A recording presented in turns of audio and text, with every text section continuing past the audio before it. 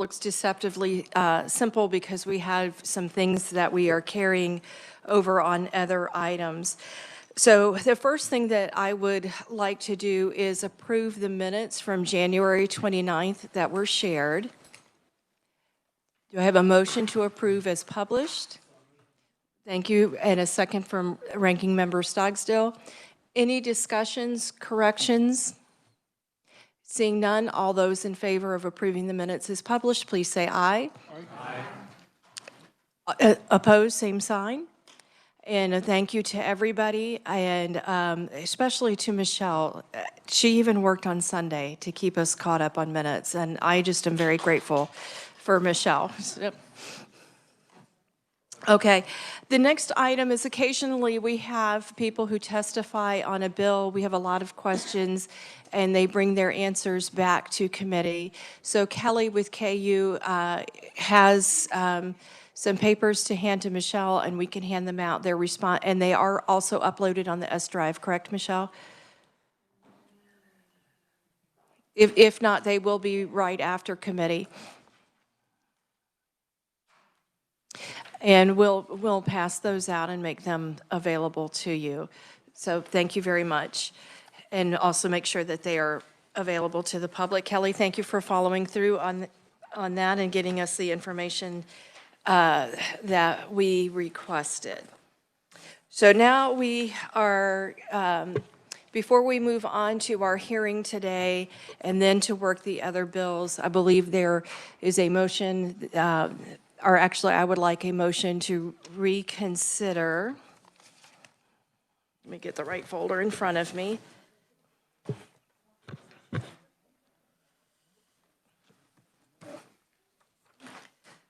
I make a motion to reconsider HB 2421. This is commonly referred to as the cell phone ban bill that we worked yesterday. Is there a second? Thank you, Representative Brantley, for the second. Is there discussion?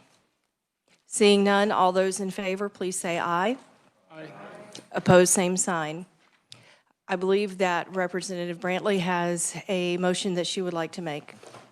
Thank you, Madam Chair. I'd like to move to adopt shall for public schools and may for private schools.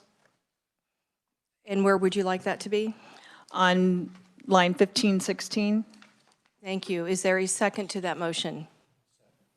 Seconded by Representative Wilson. Is there any discussion?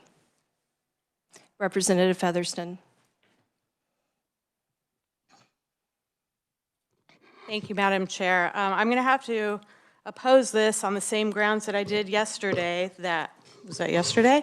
If this is a public health crisis, it's a public health crisis for all children, and I value our children in public school and private schools. Thank you. Any further discussion? Seeing none, all those in favor, I'm sorry? Our Vice Chair would like to have that motion restated for clarity. Representative Brantley, will you please restate your motion? I move to adopt shall for public schools and may for private on lines 1516 on page 1. To add further clarity, because the chair wants to make sure that we're all clear here, yesterday the shall on line 16 was made into a may. This restores the may back to a shall and inserts new language that the accredited non-public elementary or secondary schools, private schools may adopt these. Any further questions or clarity? Representative Schreiber. Thank you, Madam Chair. So I see the one on page 1, but there's shall adopts in section 2 and 3. Would those also be indicated? May and shall for public and may for private? That's a very excellent question, and I think that that does keep, you are talking about page 2, line 22, and I believe that would be applicable there. The mays are already a may. So, Representative, would you like to amend your?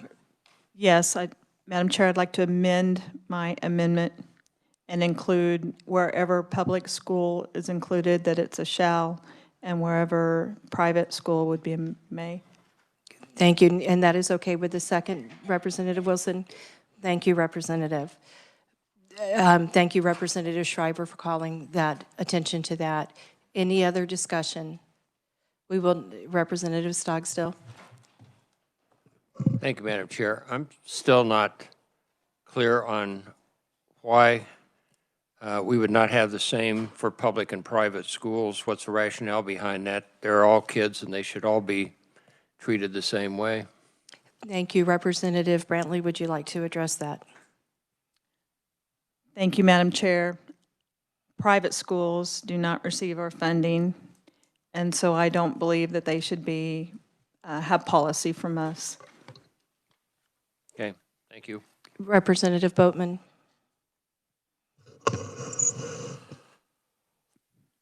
The tax credit program allows private schools, allocates private school funding at the cost of public school funding, whether it's direct or indirect. And I don't understand why if something is good for public schools, why it's not good enough for private schools. Thank you. Thank you. Any further discussion? Representative Getz. Thank you, Madam Chair. I just wanted to make a comment of where my vote will go on this amendment. Yesterday, I voted to keep the privates in the shall language, and that was mostly regarding the Catholic diocese have said that they would like it to help with that standard in their schools. But thinking even broader on the other ones that then weighed in, I will be supporting this mostly from the standpoint of impacting the most students that I can with this bill and to move it forward out of committee. So I will be supporting this amendment, and I appreciate the bringer of the amendment. Thank you. The reviser has a question for clarification. Reviser Long. Thank you, Madam Chair, members of the committee. I just want clarification on the amendment because there are 3 instances with a directory shall in the bill. The first, I am pretty sure you want to change and bifurcate to a shall and a may between public and private schools on page 1 and line 16. The second, as indicated by the chair on page 2 and line 22 for new section 2. And the third instance is in section 3, page 3, line 1 on the certification of adoption and implementation of the policy and procedures. Do you want all 3 instances to reflect this bifurcation of shall, may between public and private schools? Thank you for the question. I did miss that one. Representative, is that your intent? Yes, that is my intent. Thank And you. is that acceptable to the second? It is acceptable. Any further discussion? Representative Pishney? Thank you, Madam Chair. Did we not delete section 3? Not in its entirety. What we struck Just that one was part. Okay. 3.2 that had the reporting requirements. Make sure I was, yeah, okay. Thank you very much. Absolutely. Any other discussion? Seeing none, all those in favor, please say aye. Aye. Opposed, same sign. No. Any requests for recorded votes? Representative Stogstill, Neighbor, Boatman, and Featherston. Thank you all for your discussion on this. Is there anything else? The motion does pass. I did. Thank you, Representative Hubert. Okay. Seeing no further discussion, or is there any further discussion? Representative Featherston, you looked like you were. I have a conceptual amendment. You may proceed. My conceptual amendment would start on page 1 at line 19 and delete through line 41 on page 2. I think that will cover it. Is there a second? Second from Representative Boatman. Is there any discussion? So that would start on line 19, I believe she said, all the way through 41 on page 2, which would basically strike all the contents and intents on this so that the chair would be opposed to this amendment, but want to go through the process. Any further discussion on the amendment? Representative Featherston.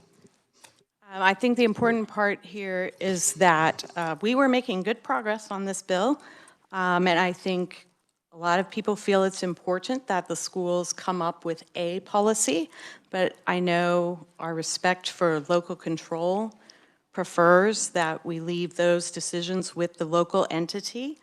I think I am okay with keeping that public schools shall and private schools may as a gesture of good faith, but I think we have a lot of local schools who have figured this out, and we should respect local control while still making it known that we consider the phones an issue that need to be addressed. Thank you. Representative McNorton. Thank you, Madam Chair. To respond to the previous rep, we do have a lot of schools, almost half of our schools, who have not implemented any cell phone restrictions and I think we do know it's a public crisis, and it's up to us to make sure that we are taking care of the kids in our public schools. So I would be against this amendment. Thank you. Did you want to respond? Usually when you take your classes off, I know you're wanting me to call on you. Well, I didn't mean that, but I will respond. I think that's exactly what this does, is it says the public schools shall come up with a policy. Thank you. Representative Boatman, did I see your hand? Thank you. Thank you, Madam Chair. I'll just echo my colleague in that striking 19 through 41 still requires that public schools have to create some sort of plan. It just allows for local control regarding what that plan looks like. And I think while maybe over half of our schools don't have a plan yet, I would hate to see the schools that do have a plan have to go back to the drawing board just because the state has mandated it. Thank you.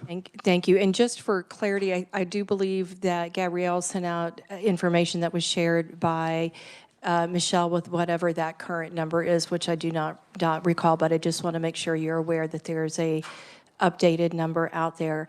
I would speak against the amendment because I appreciate the good spirit of accepting the shall and the may, but I think that some of the things that we put in the bill yesterday are not necessarily addressed in every school's policy, and I think it's important to move forward with the bill in its present form.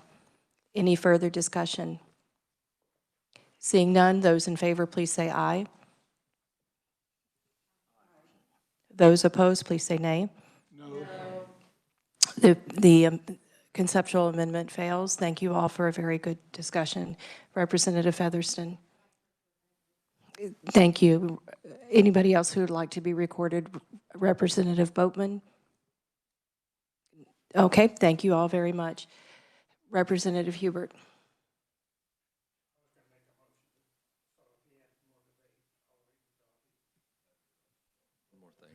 Okay, thank you, Representative Yates. Thank you. I just wanted to make one more attempt at an amendment that, since we opened this back up, for the extending the time frame of what semester that the school districts, so since the school district shall and the private schools may, and I agree with that, but the time frame for local control, if there is, if it is helpful to the school districts to have more lead time and they can implement this in second semester and report that maybe by February that they have implemented it. So this is my conceptual amendment, same as I made yesterday, same concept. So normally an amendment that's identical to one that has previously failed is out of order. especially if it's done on the same day.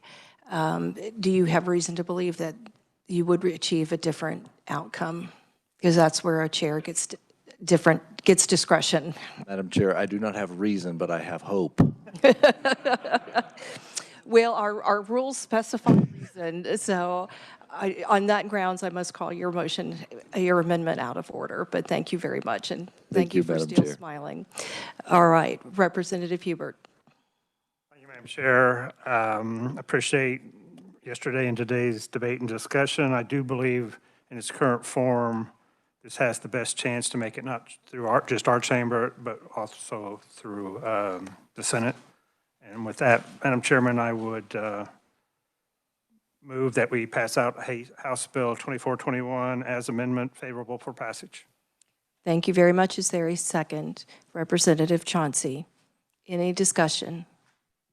Seeing none, all those in favor, please say aye. Aye. Opposed, no? Thank you. The ayes have it. The ayes do have it, and I do believe we have recorded votes requested from Representative Featherston and Boatman. Anybody else who would like their vote recorded? Representative Neighbor? Thank you all very much for a very good discussion. We're going to move on with our agenda, and our first agenda item is a hearing for HB 2565, and it's going to be a very short hearing. We're going to have the revisor give a very short explanation of the bill. I'm going to tell you why it's short, because I already know that I'm not going to work it, but I want to explain why we are hearing this and why we are having this discussion. Revisor Long.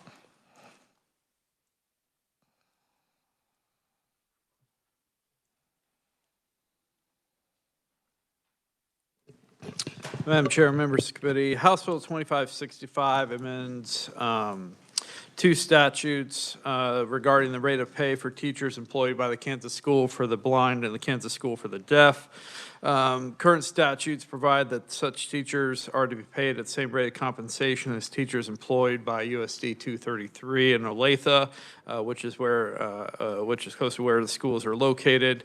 The current law sets that as on and after July 1st, 2007, and then sets the rate of pay as September 1st of the preceding school year. House Bill 2565 strikes the language and both statutes on that, so it would just keep the rate of pay as whatever the current rate of pay is for the USD 233 for the same school year. If enacted, it would go into effect on July 1st. I'd be happy to stand for any questions.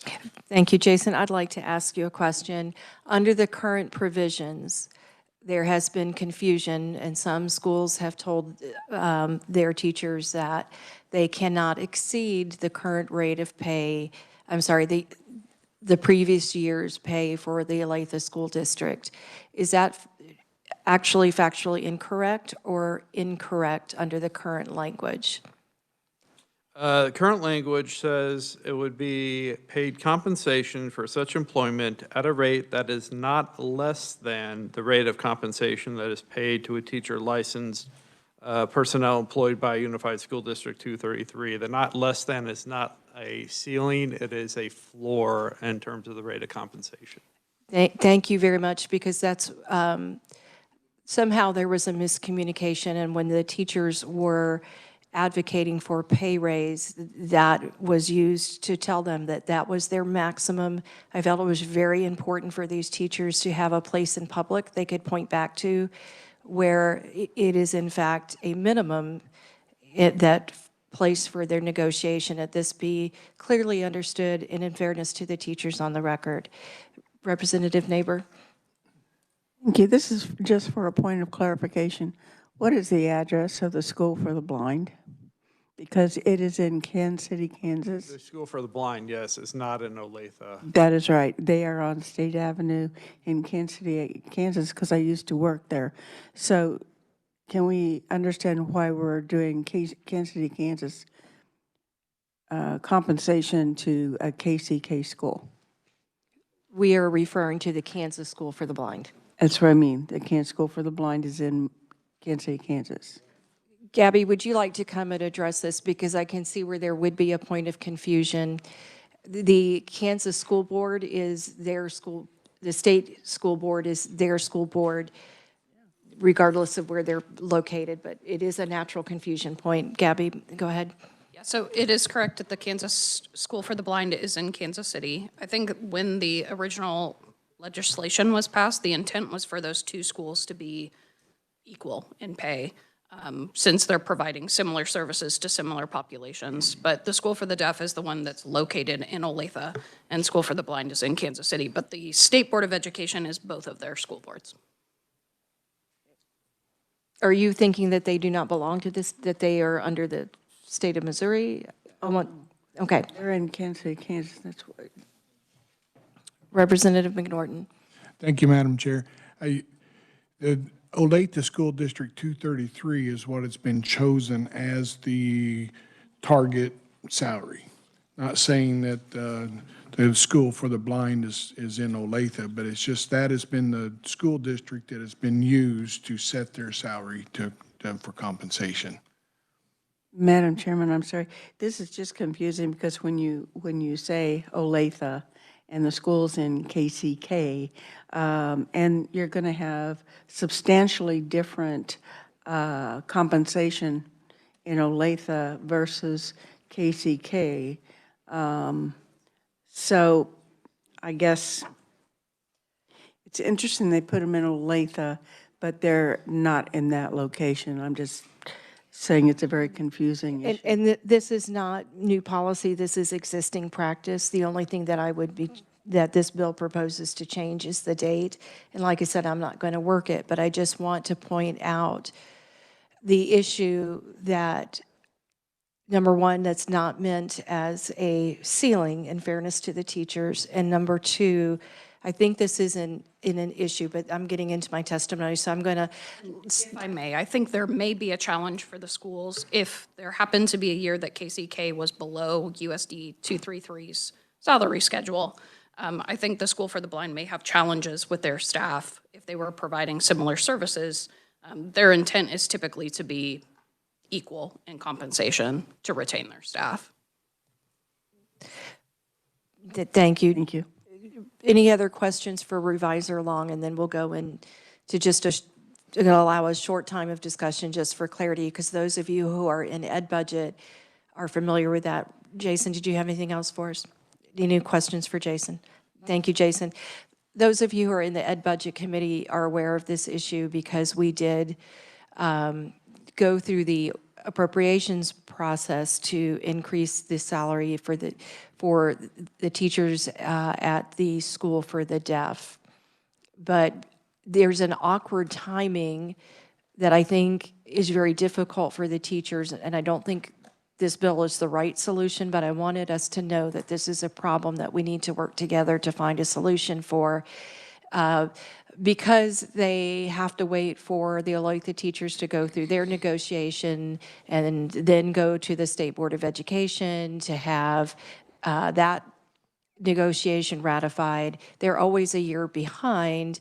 And last year or the year before, they came to me and said, hey, we're getting told this is a maximum. So we've clearly stated today that it's a minimum.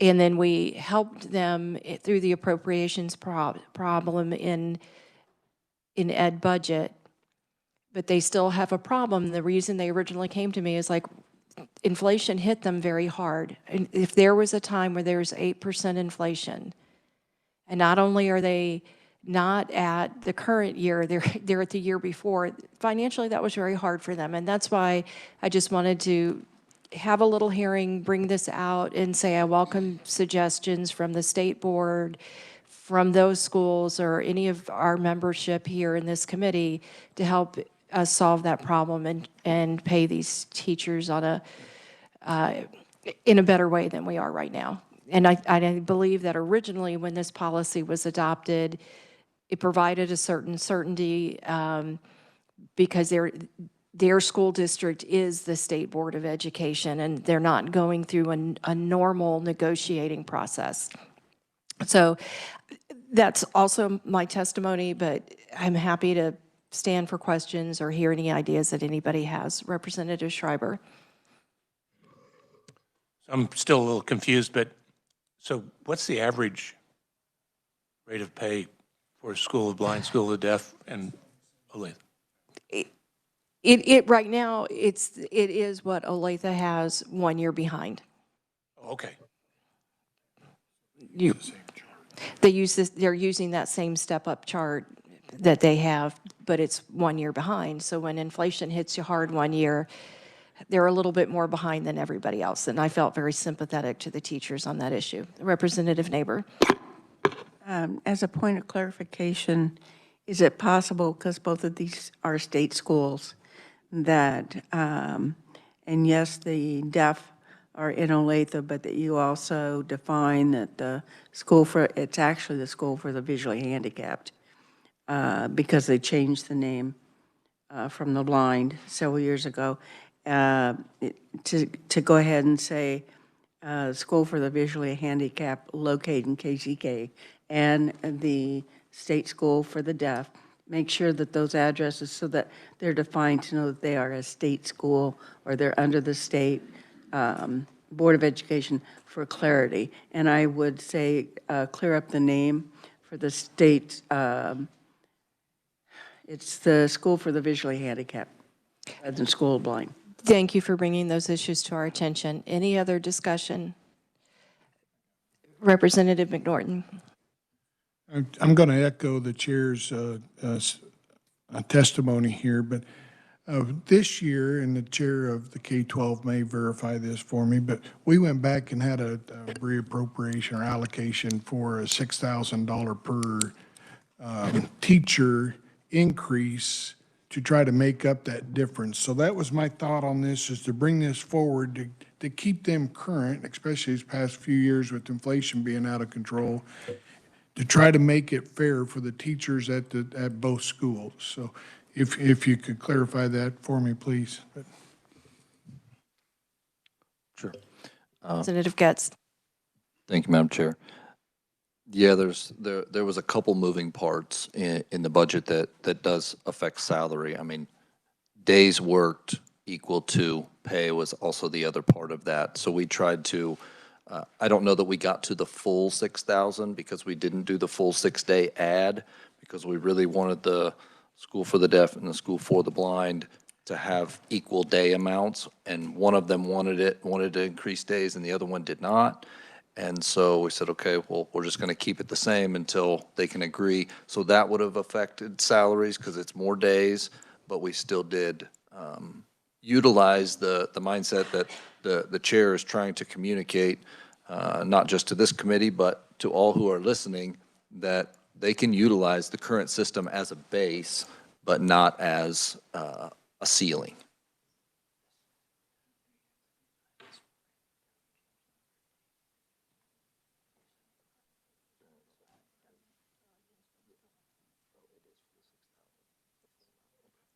So I'm getting clarification that it is for the full 6,000. 375,000 was the ad, and that did do that. So we were correct, but we didn't do the days. Just wanted everybody to be aware they have a day's difference that we might be dealing with in the future. Thank you, Madam Chair. Thank you very much. Gabby, I don't want to put you on the spot on this topic again, but if you want to do a much better job explaining to the committee why this is a problem and the timeline cycle, I'd appreciate that. Sure. So I think it comes down to when the negotiations are done for USD 233, the School for the Deaf and Blind need to submit their budget.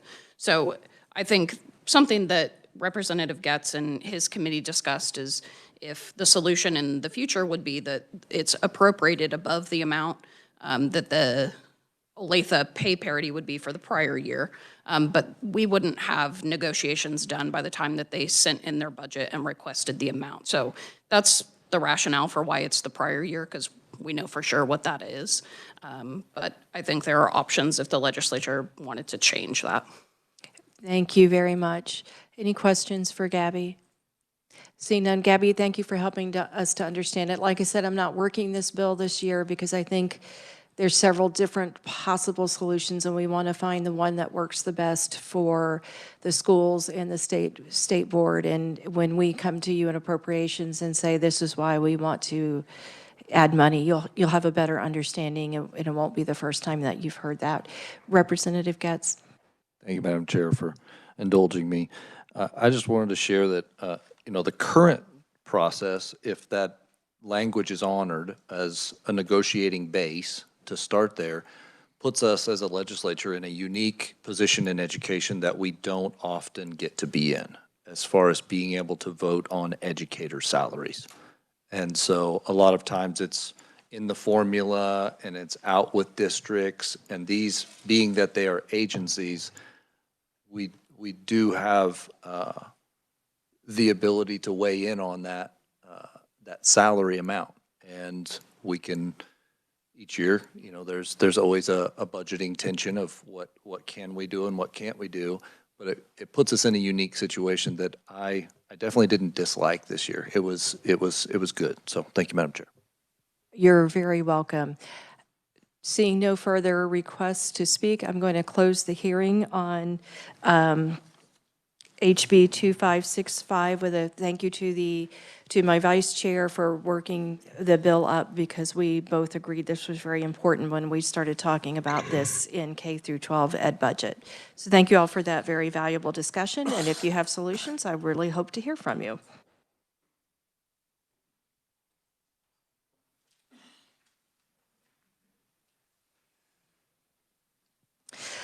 We have several things to catch up on, working on, and the first one that I'm going to tackle is a bill we did not get to yesterday or Monday, and that is House Bill 2530. Jason, are you able to give us a quick reminder on that bill? It is one that we did, it is the Credit Act. We did pass it out of committee.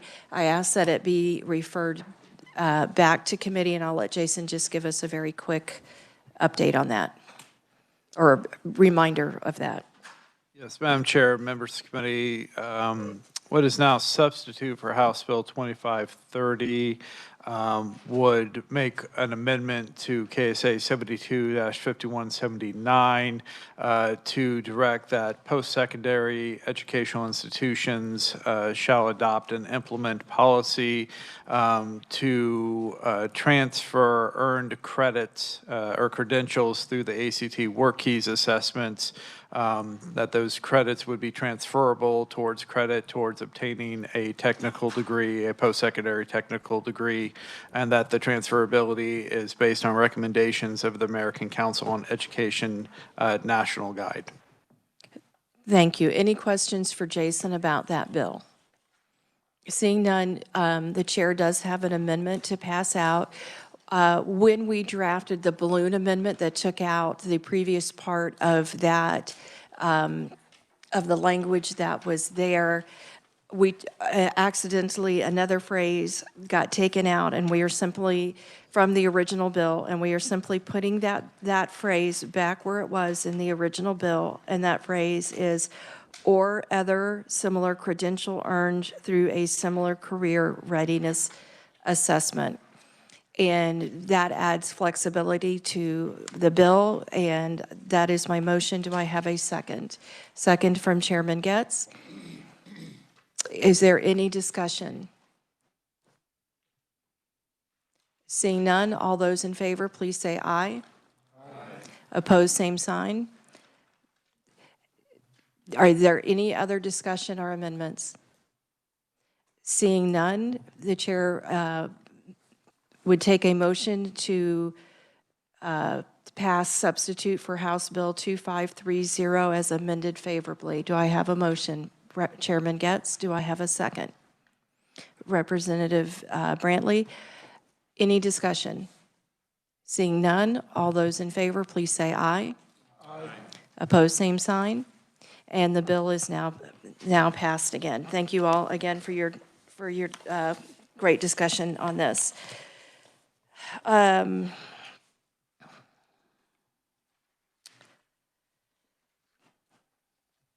There's an error that says HB 4-2, I think yesterday I said that I was not going to hear that, but before we had time to get that in there. So just so you guys know, I will not be hearing 2142 or working it. That was a bill of mine, but I am concerned that we will run out of time to work the bills that we have. So we will now move on to discussion and action on HB 2663, which is modifying the requirements for student cohorts and achievement goals for school district at-risk accountability plans. Jason, would you like to remind us about that bill? Refresh our memories.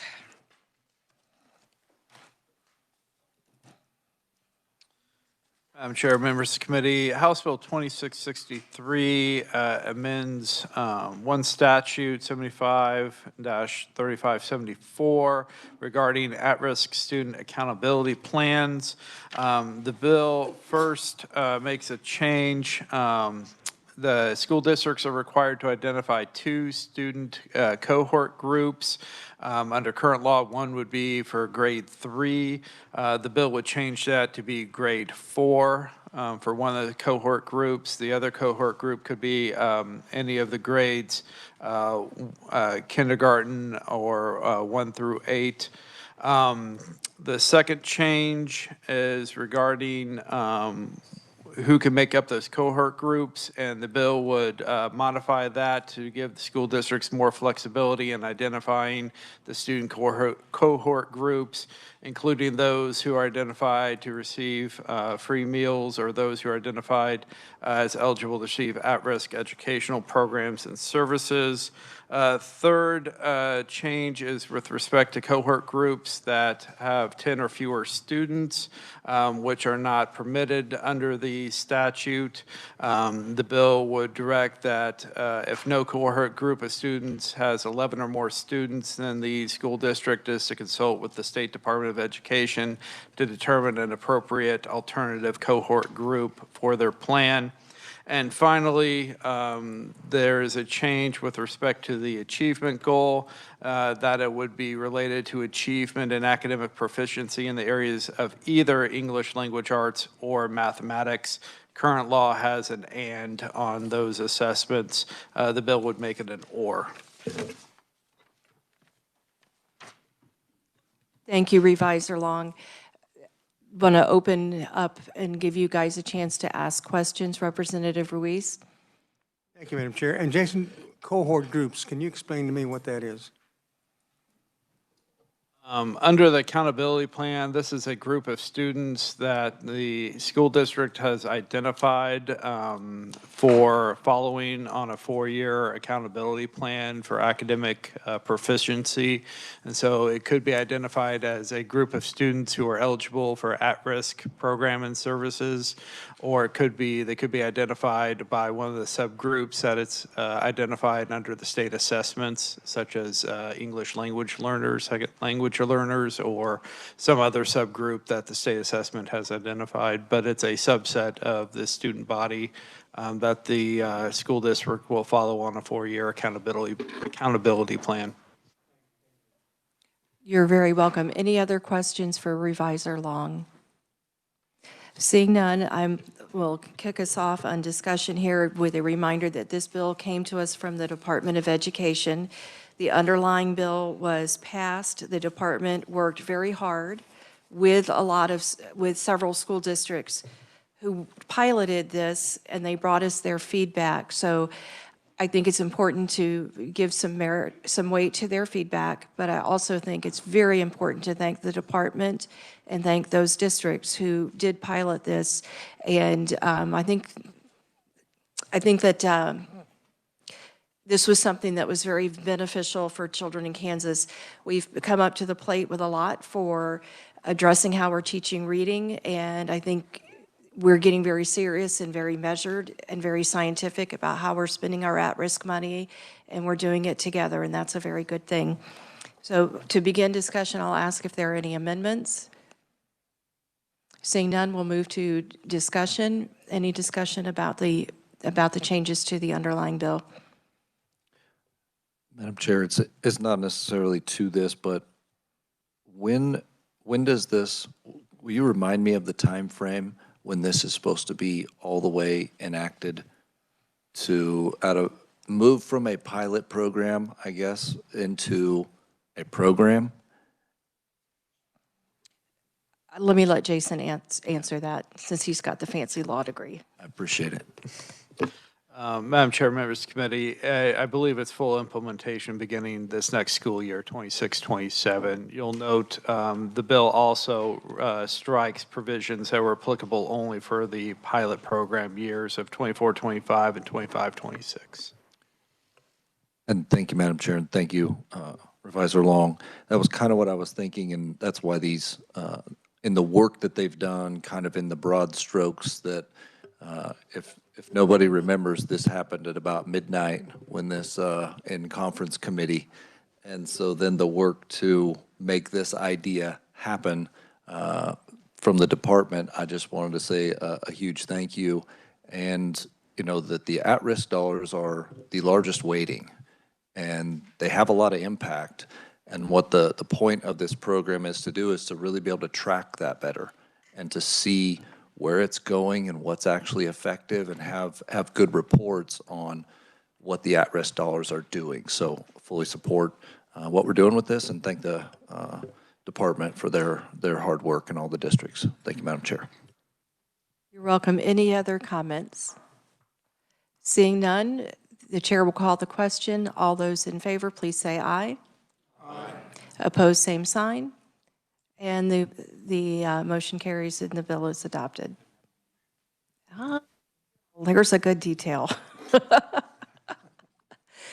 Chairman Getz, was your comment also, would you like to move adoption of the bill?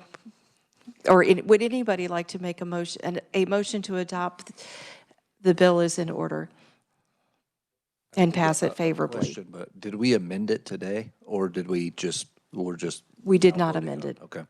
Yeah, then I would make a motion that we pass this bill out favorably. Is there anybody who would like to second this? Representative Stogsdill, thank you for your second. Last call for discussion, and thank you, Revisor Long, for slowing me down. All those in favor, please say aye. Aye. Opposed, same sign. Thank you all very much for very good discussion. Okay. We're making progress on our pile, and poor Representative Stogsdill sits behind me with all my notebooks that kind of take his table territory, and he's so nice about it. I appreciate that.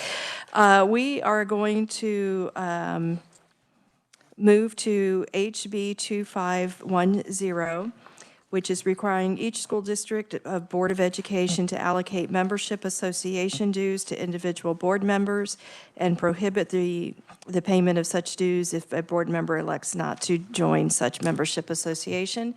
And we will begin by having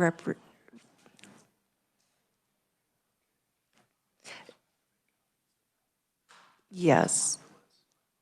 Nope, that's okay. I do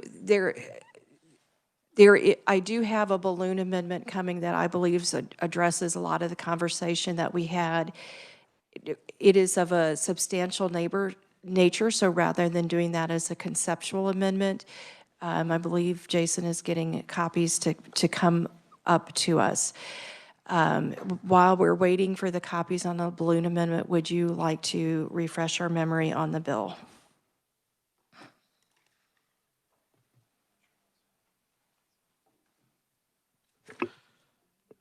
No. Madam Chair, members of the committee, House Bill 2510 is the bill that requires each Board of Education school district to allocate in equal proportions the total amount that the school district is to spend on membership dues for membership associations, and then allow each member of the board to elect whether or not to become a member of a membership association and have their dues paid from their proportion of that total amount. And it defines membership association in line 22. Thank you. Do you think they'll be able to bring that up?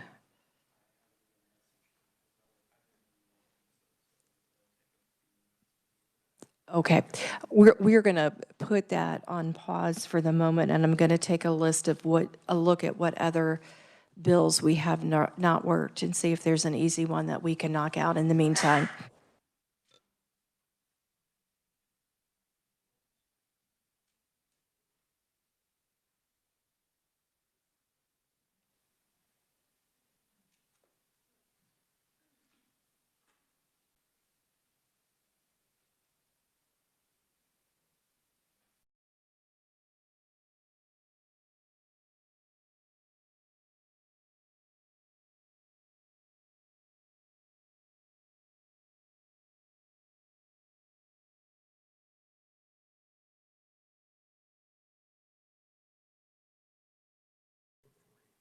I just saw it at the same time. Good call. Okay, in the meanwhile, and this is why I always tell you, always be prepared for any of the previously heard bills. I think that the 2489, which was fentanyl and naloxone, were of such a simple nature that we could handle those. Nobody's let me know that they wanted any amendments on that one. Megan's Representative Steele let me know that she did have one. Is it a simple in nature? Okay, is there anybody else who feels comfortable letting me know that they have a simple one, or is there anybody who says they'd like more time because they have something more complicated to change on that bill? My recollection of our discussion was that we all saw value in it, but I don't want to rush if somebody hasn't had time to finish amendments. Is there anybody who'd like more time on that bill? Okay, then Jason, while we're waiting, would you like to refresh us on 2489 if you were able to finish sending that message that you needed? Okay, thank you, and I apologize because you've done a fantastic job this year. We've put a lot of pressure on all the revisers, and I should have let you know I was going to work that amendment, so I take responsibility and apologize to you for that. Let's proceed with discussion and possible action on 2489. House Bill 2489 was the bill that required school districts to provide fentanyl abuse education programs on the education and prevention of abuse and addiction to fentanyl and other opioids. It also requires school districts to maintain the stock supply of naloxone at their schools, and then directs that grants be approved by the Attorney General for purchasing those stock supplies of naloxone that are required. And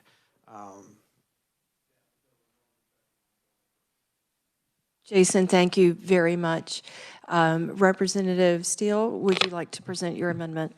Yes, thank you, Madam Chair. So on page 1 in lines 23 and 24, I would just like to add local health departments.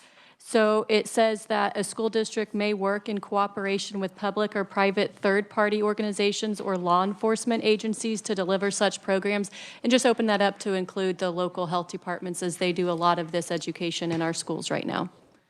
Is there a second to the amendment? Representative Getz, thank you. We'll take discussion on the amendment. Any questions? Well, let me just slow down and let people read it, even though it's one line. 2 words.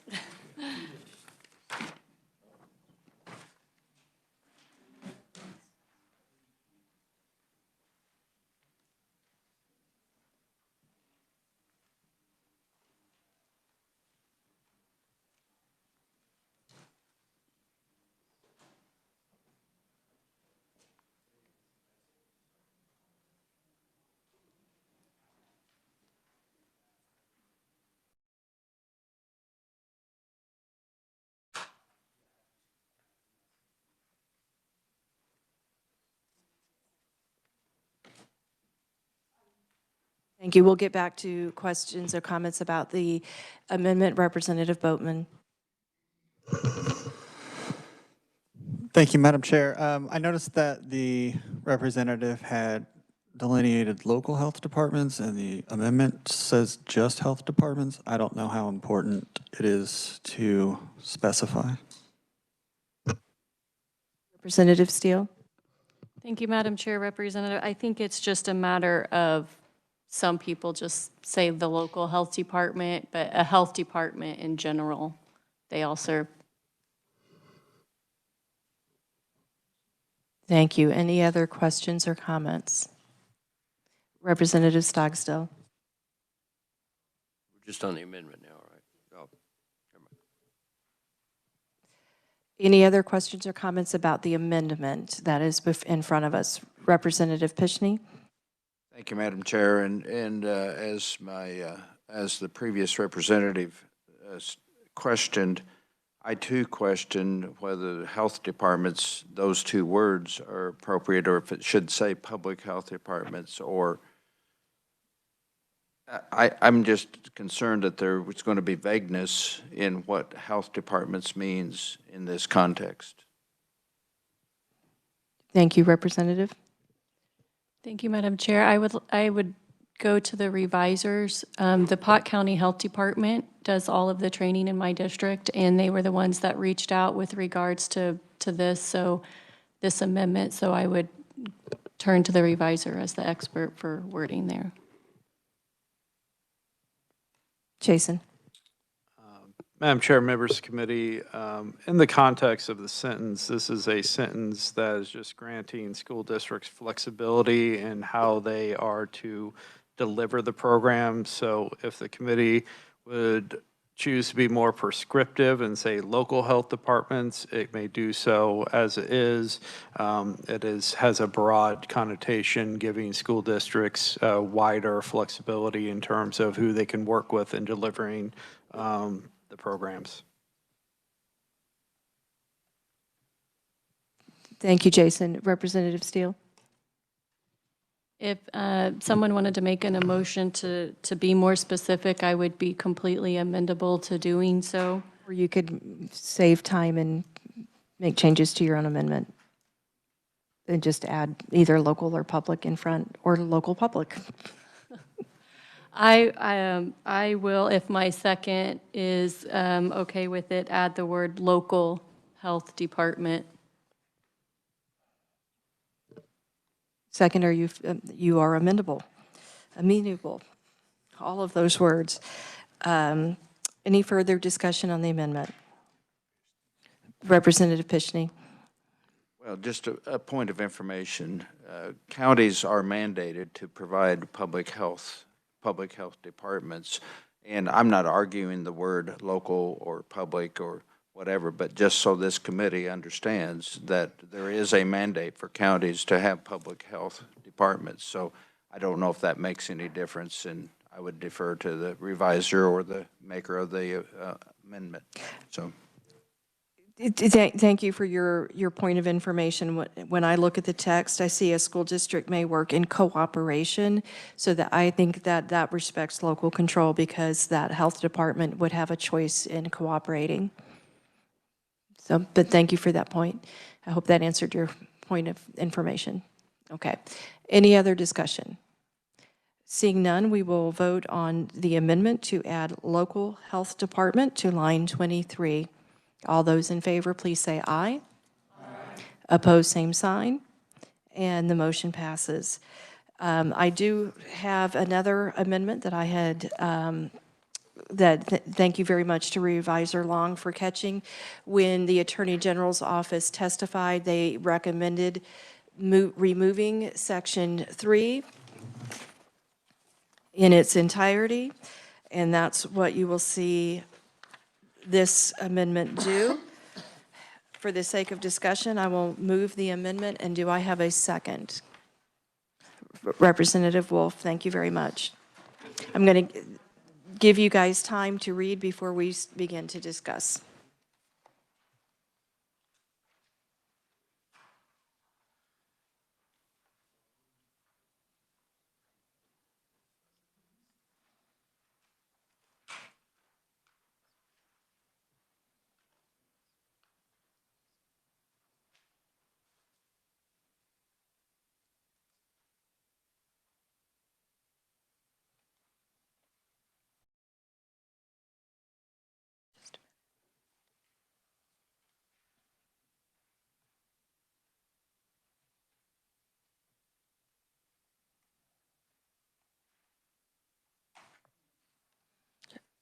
Just a minute. I'm doing that old teacher trick of listening to papers rustle before we get into discussion. What's your clarification? So if you'll notice on page 3, the second bullet on the side is add renumbering sections accordingly.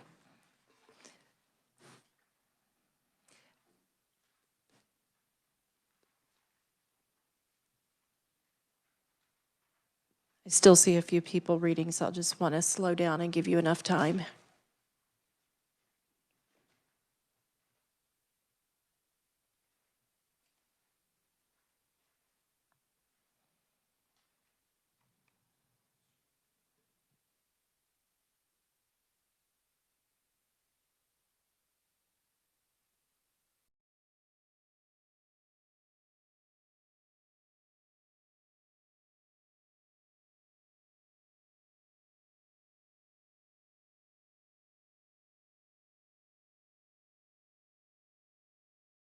Okay, I think most of you have finished reading, and I'm going to call on to Revisor Long to explain why the Attorney General's office thought this was important.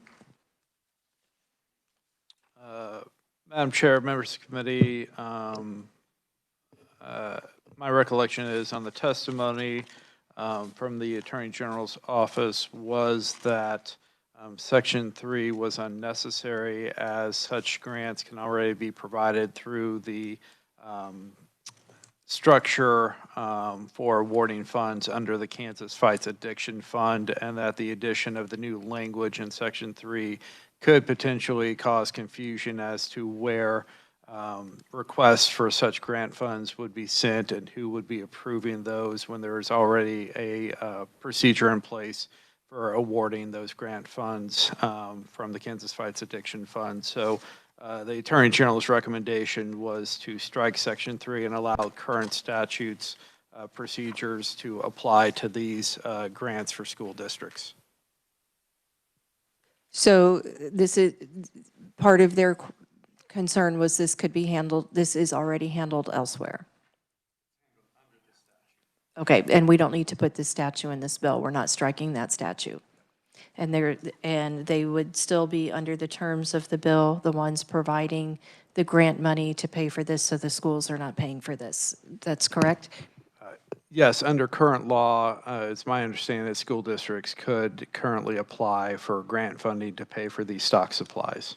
Thank you very much. I just wanted to make sure we anticipated questions and had everything open very transparently. Any questions for the revisor? I had Representative Getz, and then we'll go to Representative Featherston. Thank you, Madam Chair. My questions were answered from Revisor Long. Thank you, Representative Featherston, and then Pishney.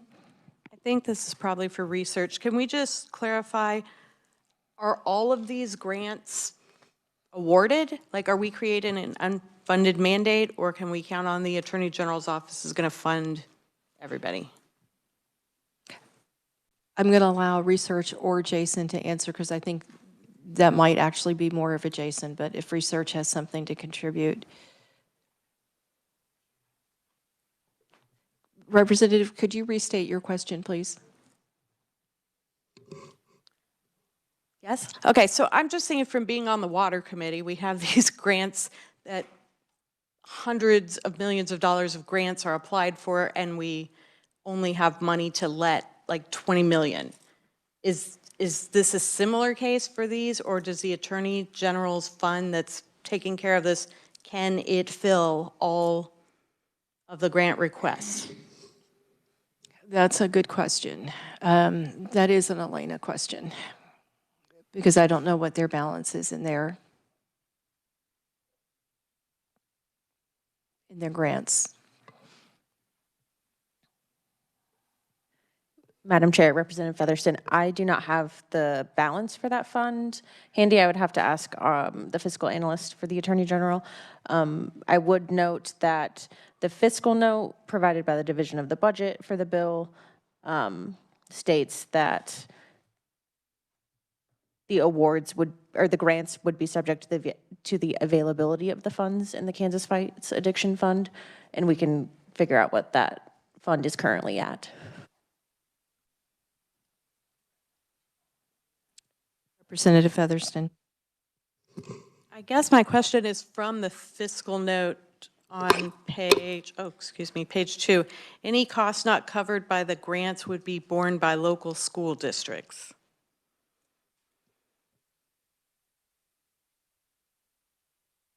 Is that a statement or a question? No, I meant that sincerely. You're doing just fine. Because that's an accurate reading of the fiscal note. Yeah, I guess I just want to know what amount of money are we talking about might have to be borne by the local school districts. I think it's a great idea. I think it's a great bill. I think we just need to know like what money we're leaving or what bills we're leaving unpaid. Thank you. And I would point to section 1C and working with local organizations. I think everybody's doing their best to make this a minimal fiscal impact for schools. But is there an unknown? Yes, there is. Representative Pishney and then Representative Steele. Thank you, Madam Chair. Mine's just a question of mechanics. Do we, and more of a question to the reviser, I guess. I am definitely, I think less is better than more as far as the wording in here and trying to eliminate confusion.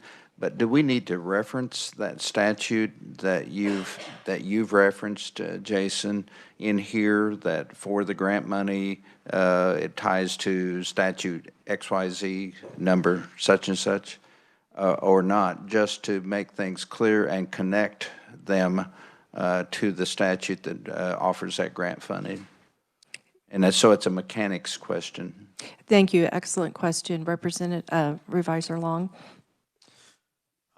Madam Chair, members of the committee, I will direct your attention on page 2 of the bill, lines 10, 11, and 12. The school district may accept monetary gifts, grants, and donations to carry out the provisions of this section and may accept naloxone nasal spray devices from a manufacturer or wholesaler.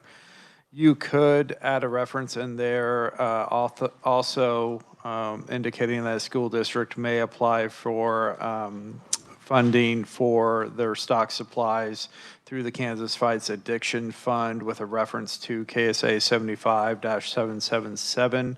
I will just point out that it would not be legally necessary to include a reference to that statute here for school districts to take advantage of that program. They could go ahead and apply for those grants even if that reference is not included in section 2 of the bill. And yes, I do understand that they wouldn't have to, but I'm more for coordination and communication between the different statutes in case somebody's new to the process, so they wouldn't overlook that possibility.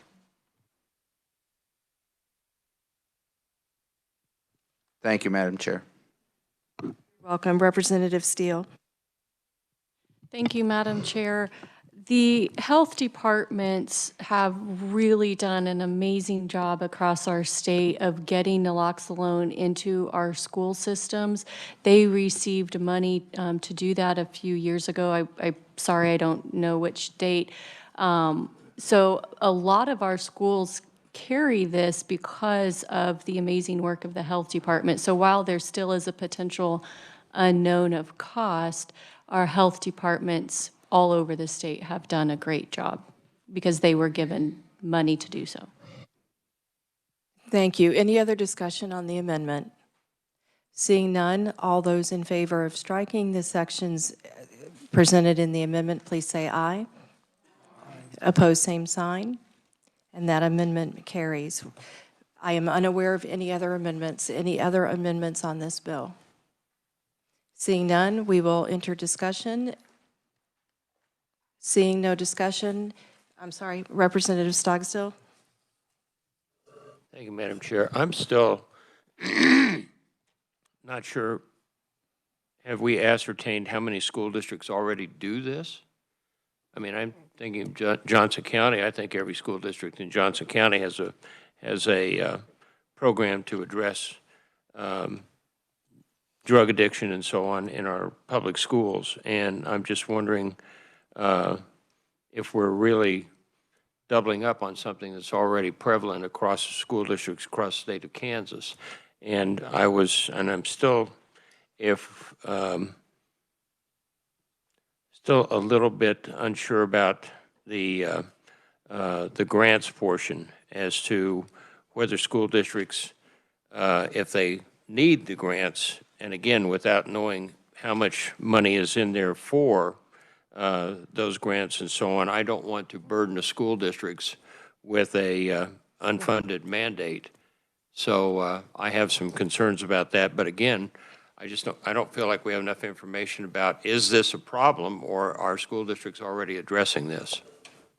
Thank you. Any other comments? Representative McNorton. Thank you, Madam Chair. I was wondering if maybe someone in the audience or on the committee, how much is a dose of Noxil? However you say it. Once we begin discussion on the bill, we rarely go out to the audience, with the exception being Dr. Harwood. And I get from the expression in his face that he does not know. But I think we can say with good faith that everybody who is working on getting this to make sure that we have it statewide are working to use grants and other organizations so as to make the least possible impact on school districts. Any other discussion on the bill? Representative Featherston. I did a little Google search to answer Representative McNorton's question. Like, if you're just on the basic online purchasing forum, like 20, 30, 40, up to $50 is what I see here. Thank you. And I think our research angels over here were looking at the same thing. Elaine, is that the same range you found?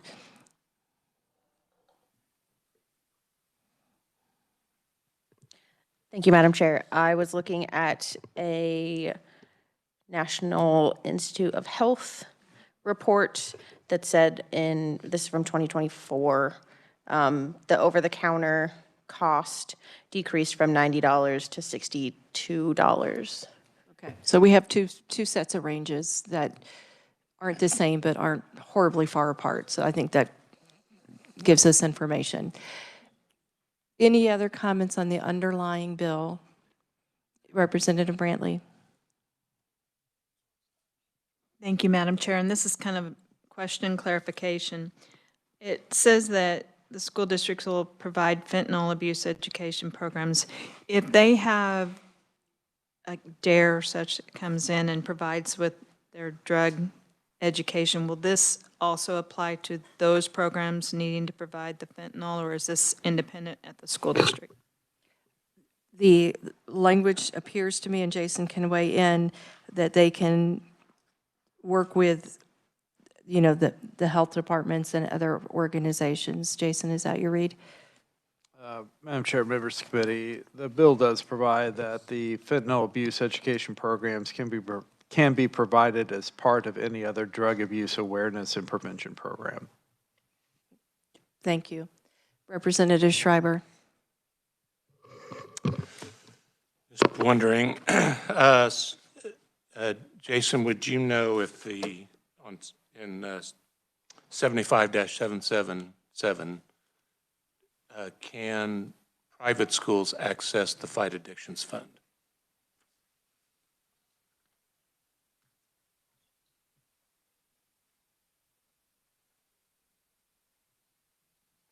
I read through it, but I'm not that astute. Madam Chair, members of the committee, I am not completely knowledgeable on all the facets of the Kansas Fights Addiction Fund, but I am not aware of any restriction that requires only public entities apply for grants from that fund. So I believe the private schools could apply for grants to purchase their own stock supplies of naloxone, even if it's not required under the bill. Okay. And I'll just throw this out.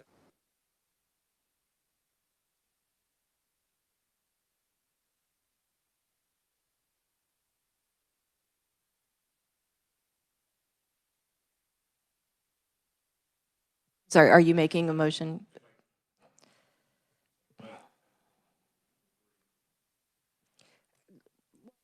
Why don't I stop there? I kind of picked this bill to fill in the time because we do have a big list of big bills tomorrow. And I did so because I didn't think there were concerns. What I'm hearing from people are there are concerns, or thoughts they'd like to, and information they'd like to gather. So I'm going to pause us on this bill, and we'll come back to it tomorrow. And if you have an amendment you'd like to work on, then you can.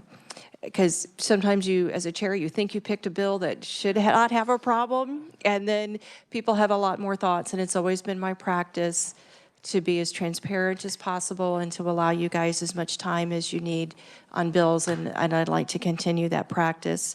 So we are going to pause there, and I'm going to switch gears to you, and we're going to go backwards in time. Because when we looked at the cell phone bill, there was one other thing that I meant to do. Jason, do I need to make another motion to reconsider? I thought I did.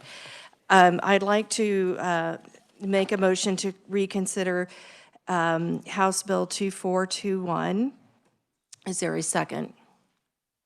Thank you, Representative Chauncey. I'd like to make a simple amendment to conceptually take the contents of House Bill 2421 and insert them in the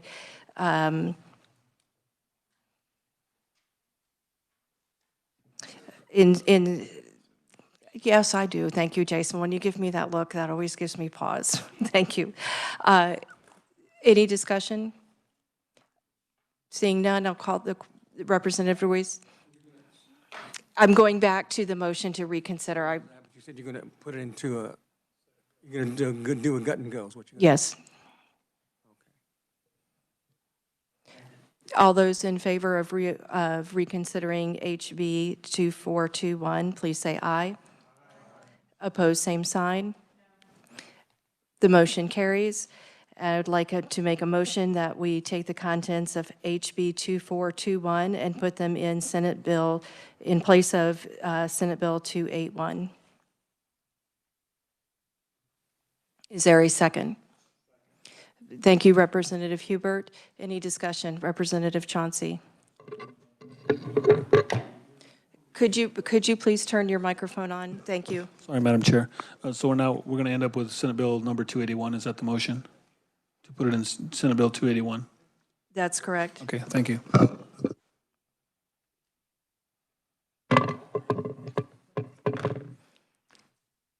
Did you have a question, Representative Neighbor? Could you tell me what was in 2421? That was, oh, I said the wrong bill number. Oh, no, that's the right bill. That was the cell phone bill we did earlier. When we moved to pass it out, I forgot that I had intended to put it in a Senate bill. So I am going back to finish my to-do list. Thank you. You're very welcome. Representative Featherston. I think I just have a procedural question. So Senate Bill 281 has already passed. So if House Bill 2421 is put into Senate Bill 281, there will be no further discussion on this bill in the Senate. Revise along, do you remember the Senate rules? I believe that's correct, but I'd prefer to have a better authority than me speak to the rules. Madam Chair, members of the committee, if Senate Bill 281 is passed on final action by the House, it would be messaged over to the Senate. The Senate would then have the option to concur or non-concur and send the bill to conference. Alternatively, the Senate President could deem the bill materially altered and refer it to a committee of the Senate. Did that answer your question? Okay. Any other discussion? Seeing none, all those in favor, please say aye. Opposed, same sign. No. The ayes appear to have it. The ayes do have it. And thank you.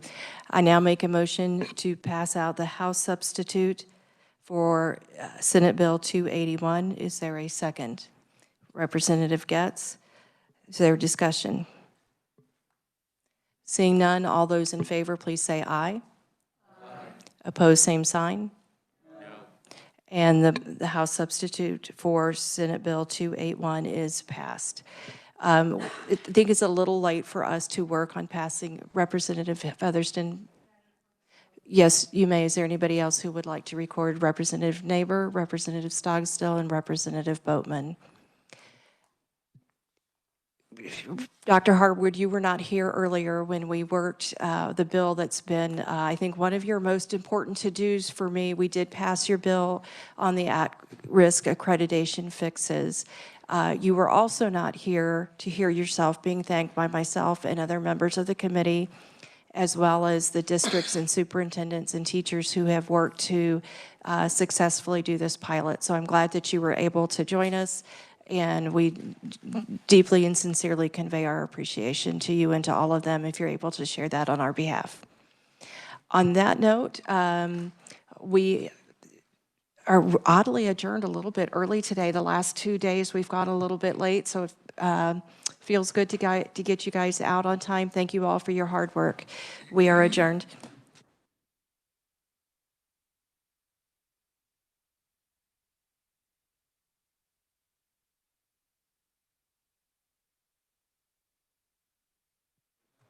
The amendment. Ms. Flighter, Leah, we have a